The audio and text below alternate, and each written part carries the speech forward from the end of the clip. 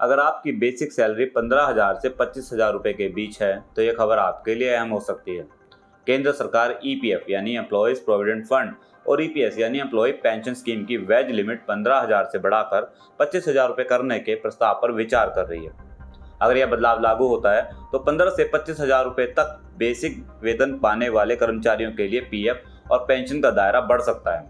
हालांकि अभी इसे अंतिम नियम नहीं माना जा सकता क्योंकि कैबिनेट की इसे मंजूरी नहीं मिली है।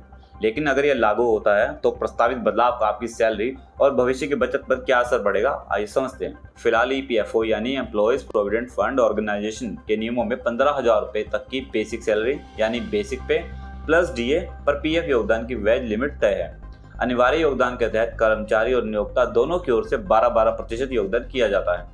प्रस्तावित बदलाव में इस सीमा को बढ़ाकर 25,000 रुपये किया जा सकता है। इसका मतलब है कि अगर आपकी बेसिक सैलरी 25,000 रुपये या इससे ज़्यादा है तो पीएफ की गणना अधिकतम 25,000 रुपये तक हो सकती है।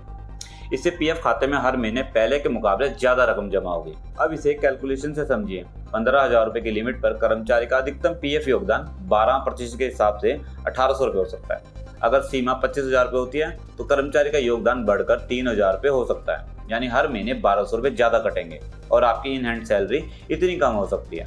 लेकिन दूसरी ओर नियोक्ता का योगदान भी बढ़ सकता है। ऐसे में पीएफ खाते में कर्मचारी और नियोक्ता का सहयोग मिलाकर कुल 6,000 रुपये तक जमा हो सकते हैं, जबकि मौजूदा सीमा पर यह 3,600 रुपये है। इस बदलाव का असर ईपीएस यानी कर्मचारी पेंशन योजना पर भी पड़ सकता है। नियोक्ता के 12% योगदान में से निर्धारित हिस्सा ईपीएस में जाता है। मौजूदा 15,000 रुपये की सीमा पर 8.33% के हिसाब से करीब 1,250 रुपये तक ईपीएस में जा सकते हैं। अगर वेज लिमिट 25,000 रुपये होती है तो यही गणना करीब 2,082 रुपये महीने तक पहुंच सकती है, यानी पेंशन फंड में योगदान बढ़ सकता है।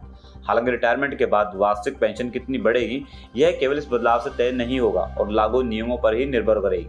तो कुल मिलाकर वेज लिमिट 15,000 रुपये से बढ़ाकर 25,000 रुपये करने का प्रस्ताव लागू होता है तो कर्मचारियों के लिए पीएफ और सामाजिक सुरक्षा का दायरा बढ़ सकता है।